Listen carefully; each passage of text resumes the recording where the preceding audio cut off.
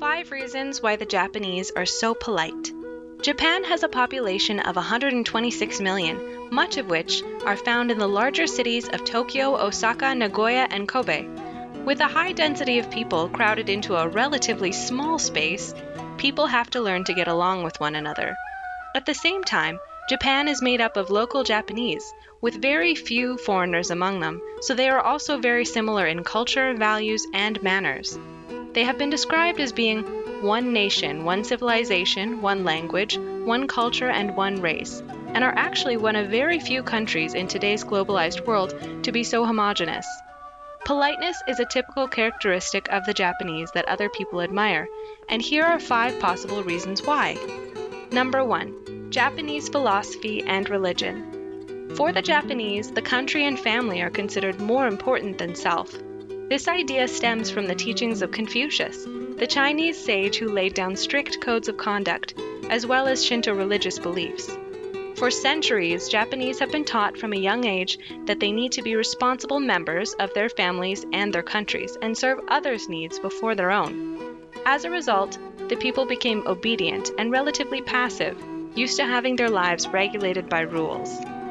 Number 2. Group culture and rules. Japanese culture is known to be highly complicated with very fine differences between what is seen to be right and wrong, and it continues to have a strong influence on anyone who wants to live and work in Japan. Unlike in Western societies, the group is seen as more important than the individual. If you step out of line on any aspect, it has a strong impact on the way other people see you.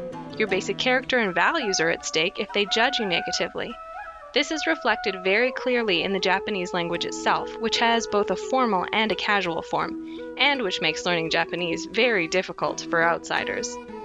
The good thing about these guidelines and expectations is that it helps maintain social harmony and makes living together go much more smoothly. It is like the oil that makes the tricky parts of a machine move in tandem with all the other parts, instead of causing irritation and friction when rubbing against each other. Number 3. Children's upbringing and schooling. Japanese parents place a whole lot of importance on teaching social manners so that the child avoids causing trouble for them and for others. Many stress the value of learning the social rules so that their behavior is not criticized by other people. At the same time, parents value closeness with their children and spend time together on various activities. This parent-child closeness positively helps children want to please their parents, and naturally they accept the rules and regulations that their parents set for them. In school, too, children learn proper ways of behaving together. For example, they are taught to clean up their classrooms and school grounds every day and exhibit extremely polite manners towards teachers and other adults. They enjoy learning to work together in groups on projects and in other forms of learning. Many schools also require their students to wear uniforms, which makes them even more aware of their oneness. Number 4. Extremely close encounters.